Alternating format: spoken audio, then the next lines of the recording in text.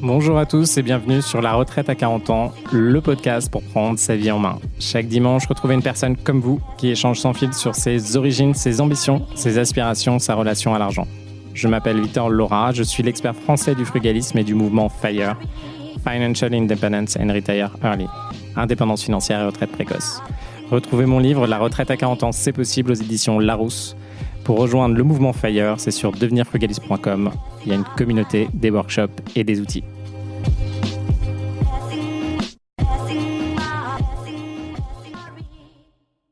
Bonjour à tous et bienvenue dans un nouvel épisode de La Retraite à 40 ans. Moi c'est Victor, j'ai 38 ans, j'ai plus de 200 lots en immobilier, que ce soit des Airbnb, du coworking, des appartements ou simplement des petits studios. Aujourd'hui, on va revenir sur comment gérer la dépendance de nos parents. Alors, je ne sais pas où vous en êtes. Moi, dans ma famille, mes parents m'ont eu assez tard. Donc là, ils ont plus de 80 ans. Et dans ma famille, en plus, on a des petits sujets autour de l'Alzheimer et de maladies un peu qui peuvent malheureusement nous toucher. Et du coup, la question qu'on peut se poser à un moment, c'est comment on fait pour s'assurer que ça se passe bien à l'avenir. Alors pour ceux qui ne savent pas, nous on est 4 enfants, j'ai 3 sœurs et moi je suis le petit dernier.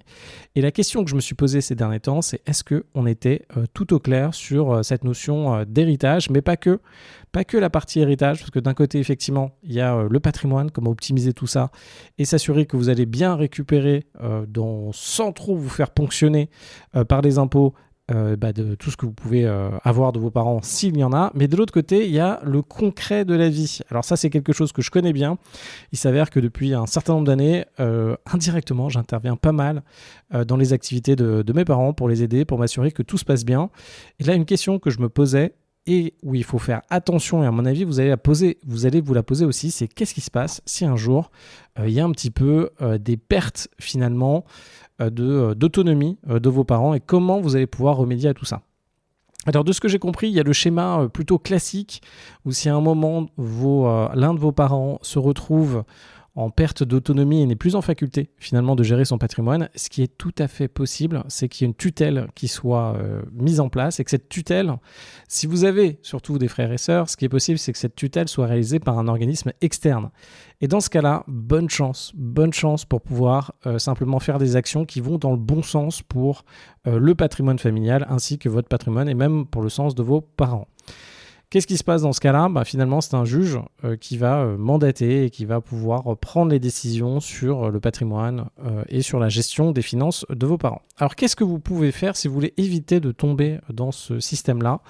Il y a quelque chose qui s'appelle un mandat de protection future et c'est quelque chose qui permet d'anticiper la perte d'autonomie et qui permet aussi de gérer finalement le patrimoine de vos parents. Pour donner un petit ordre d'idée sur comment ça fonctionne, il s'agit d'écrire concrètement dans un mandat. Vous pouvez sélectionner chacune des actions, c'est assez souple.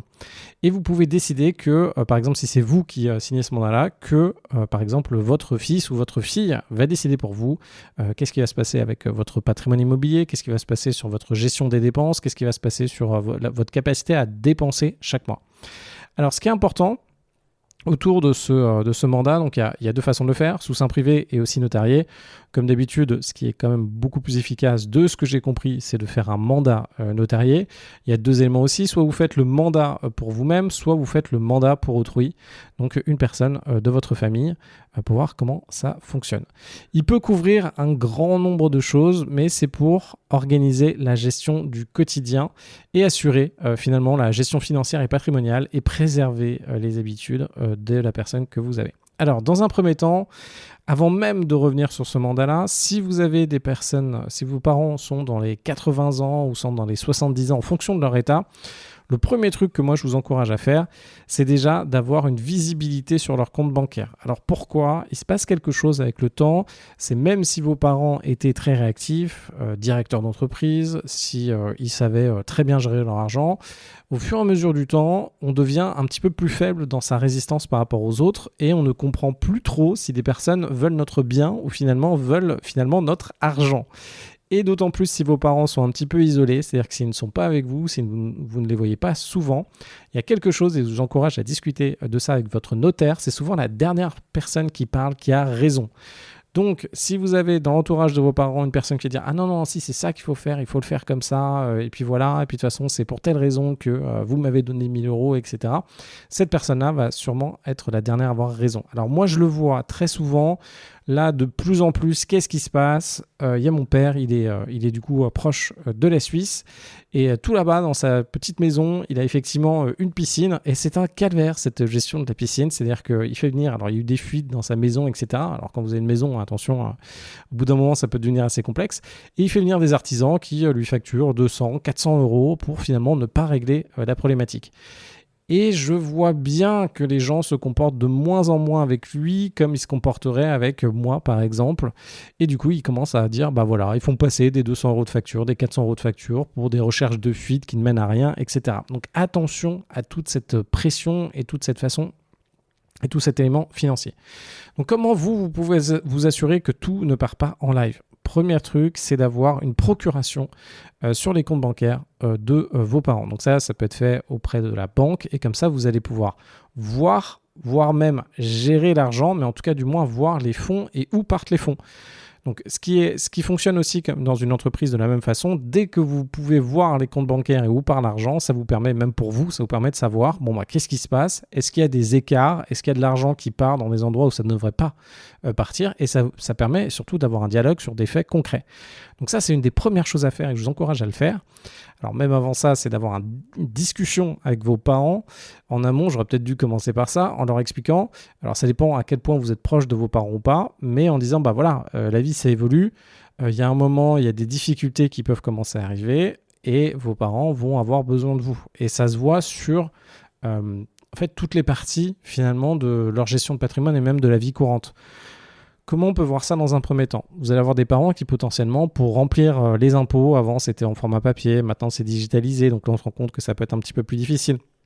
Vous allez avoir vos parents qui peuvent avoir des sujets sur l'informatique, sur le téléphone, pour vos parents qui vont avoir des sujets pour récupérer peut-être une partie de leur retraite, pour débloquer des fonds, pour pouvoir accéder à des éléments financiers. Vous pouvez aussi avoir vos parents qui vont avoir des enjeux sur simplement pouvoir, d'un point de vue de santé, gérer leur quotidien. Pour ceux qui ont de l'immobilier, donc si vos parents ont un minimum d'immobilier, ça dépend comment c'est traité, mais il faut quand même se dire qu'à partir d'un certain âge, vos enjeux autour de la vie sont plus du tout les mêmes. Et du coup, il y aura pas mal de vos parents qui ne vont plus s'occuper de leur patrimoine immobilier. Donc de tout ce qui est maison, appartement, mise en location, etc. Donc là, pensez bien qu'à partir de 70-80 ans, le sujet n'est plus autour de la gestion immobilière ou la gestion d'un patrimoine.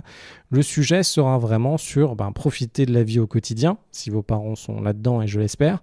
Mais en tout cas, ce ne sera plus à se concentrer sur les quelques appartements qui sont détenus s'ils ont converti par exemple une maison de famille en 3 appartements, mise en location, etc. Pour gérer du patrimoine immobilier et pour gérer du patrimoine de façon générale, il faut de l'énergie. Bon, le patrimoine boursier, normalement, c'est bon, ça ne bouge pas. Mais le patrimoine immobilier, attention. Attention aussi aux conseillers qui peuvent pousser certaines choses. Vous le pensez bien, vous, quand vous allez voir votre banque, elle va vous conseiller d'acheter des actions de la banque en passant par leur propre système d'assurance vie facturé assez cher, etc. Ils vont faire la même chose finalement sur vos parents, donc ils vont avoir un effet de levier de pression. Donc attention à bien avoir un dialogue avec vos parents pour pas que l'argent transite dans des choses qui n'ont strictement aucun intérêt. Donc ce qu'on retient, c'est que ça se prépare et c'est un échange qui a lieu et qui doit avoir lieu avec vos parents, qui est tout un échange autour de comment ça évolue dans le temps et finalement, est-ce que vos parents ont assez d'énergie pour pouvoir gérer tout ça ? Donc là, il y a un gros dialogue à faire. Si vous n'êtes pas sur ces sujets et ces sujets d'échange, je pense même que ça vaut le coup de vous faire accompagner avec quelqu'un qui peut faire des réunions, pourquoi pas à 3, pour pouvoir aborder ces sujets de gestion d'argent à 3. Une fois que vous avez ça, le contexte est mis en place pour que vous puissiez avancer. Ce que je vous conseille fortement, c'est d'avoir une visibilité sur les comptes bancaires de vos parents, voire même une procuration totale. Donc là, il suffit de contacter le banquier, de faire un document de procuration. Comme ça, vous avez une visibilité. Aujourd'hui, avec l'IA, c'est plutôt pas mal. Vous pouvez simplement, une fois par mois, faire des extraits des comptes bancaires. Et vous pouvez simplement demander à l'IA s'il y a des choses qui déconnent sur les comptes bancaires. Donc vous, ça vous permettra de vérifier Si vous avez par exemple des factures Orange qui sont trop élevées pour Internet ou des trucs qui sont délirants, donc là on l'a un peu moins aujourd'hui, mais il y a des abonnements à 70 € alors que ça devrait être 10 €, etc., etc. Donc vous allez pouvoir accompagner vos parents là-dessus. Alors attention, il faut savoir que moi je me suis grandement occupé finalement de pas mal d'éléments autour de mes parents depuis quelques temps. J'ai 3 sœurs qui fondamentalement ne savent pas ce que c'est de s'occuper de personnes et qui pour elles, en fait, la moindre démarche administrative, encore faut-il qu'elle arrive jusqu'au bout, c'est quelque chose de nouveau. Donc en fait, quand quelqu'un ne sait pas à quel point ça prend du temps de prendre certaines responsabilités, vous faites attention parce que vous allez vous retrouver, surtout si vous êtes dans des fratries, à faire un travail concret et ça va vous prendre du temps. Donc si vous êtes dans une démarche de vous dire ok, le travail est nécessaire et il faut s'en occuper et il faut s'assurer que ça se passe bien, je pense que ça va être votre démarche. Par contre, attention à l'aspect chronophage. Donc c'est comme les personnes qui à un moment s'occupent des parents quand les parents ne vont pas bien et s'occupent réellement de les prendre chez eux, etc. Attention à tout cet impact-là qui peut être assez fort de votre côté. Autre élément, je reviens du coup sur un enjeu.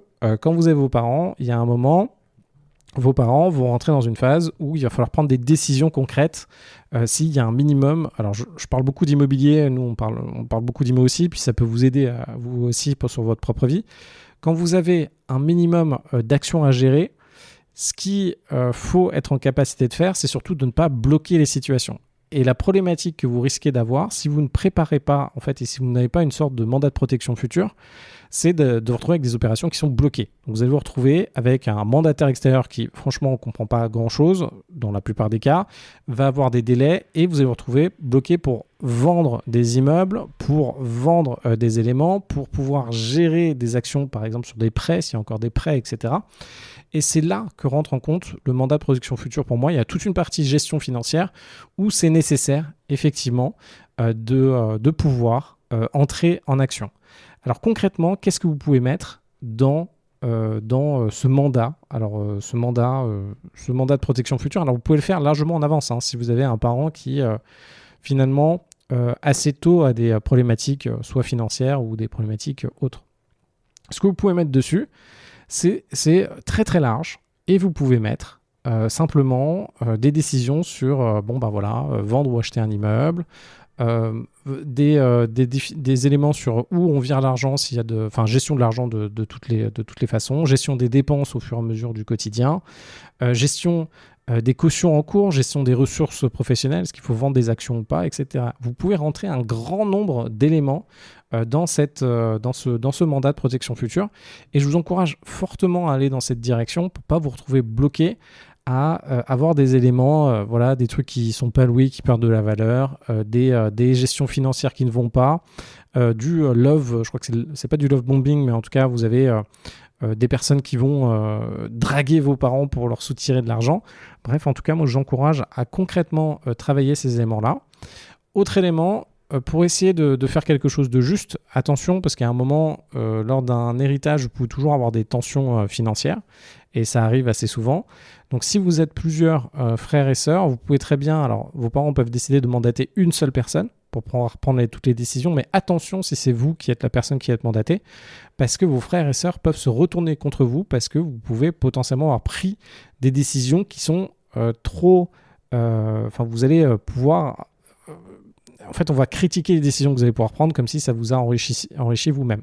Donc attention à toute cette partie, de retour de bâton qu'il peut y avoir dessus.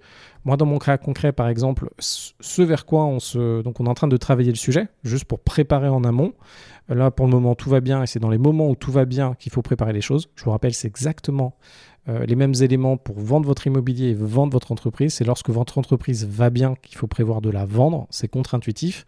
Et c'est pareil sur l'avenir. C'est le moment où en fait vous allez bien qu'il faut préparer les éléments pour le futur.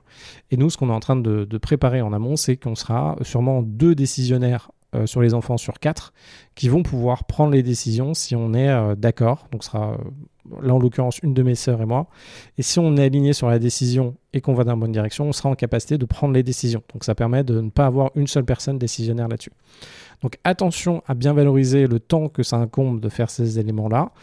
bien mettre ça en place et surtout l'accès au compte bancaire. Moi, je vous encourage très fortement à avoir un accès au compte bancaire de vos parents parce que c'est là où vous allez voir s'il y a des conneries qui se passent, genre des scams où il y a du 1000 ou 3000 euros qui peuvent partir. Autre élément, mettre ce mandat de protection future et vous savoir qu'au bout d'un moment, il y aura quand même cette charge de déclaration fiscale, il y aura quand même cette charge de gestion immobilière si vous avez des biens immobiliers de famille qui sera à prendre en compte. Faire très attention aux échanges qu'il y a avec vos parents. Donc rappelez-vous que ce soit, il y a énormément de fraudes partout. Il y a des fraudes dans les systèmes bancaires, il y a des fraudes avec les notaires qui abusent de personnes. Tout le monde abuse, enfin il y a énormément de gens qui vont abuser des personnes. Je ne vais pas faire de parallèle avec les sujets d'actualité aujourd'hui, mais il faut quand même vous dire que le monde extérieur, s'il y a quelqu'un qui se dit les gens vont être en capacité de justifier énormément de choses. Ah oui, mais moi j'étais là, oui, bah du coup c'est normal que voilà, il y avait un truc à vendre, moi je l'ai récupéré à mon nom, etc., etc. Attention à tous ces éléments-là. On est tous influençables à un certain niveau. Ce qu'il faut se rendre compte, c'est qu'à partir d'un certain temps, on est encore plus influençable. Surtout si vous êtes assez éloigné de vos parents, attention à bien être garant de ces éléments et à bien préparer tout ça. Donc en tout cas, moi je vous encourage très fortement à prendre le temps avec vos parents de discuter, de parler de ces notions financières, à prendre le temps. Donc il y a toute la partie aussi héritage ou comment faire des optimisations sur l'héritage et je pense que je ferai des épisodes là-dessus. Mais il y a aussi une partie très concrète de la vie. Qu'est-ce qui se passe demain, comment on prépare le plan, comment on s'assure que ça se passe bien. Fermer les yeux sur tout ça, c'est juste laisser quelque chose de grossir qui va potentiellement vous attirer un maximum d'emmerdement. Donc en tout cas, moi je vous encourage à creuser cette question de mandat de protection future. Regardez bien ce que vous pouvez mettre en place, préparez l'avenir de vos parents pour que ça se passe bien, pour eux, qu'il n'y ait pas un point de non-retour et avancez bien. Je vous dis à très vite pour un prochain épisode de La retraite à 40 ans.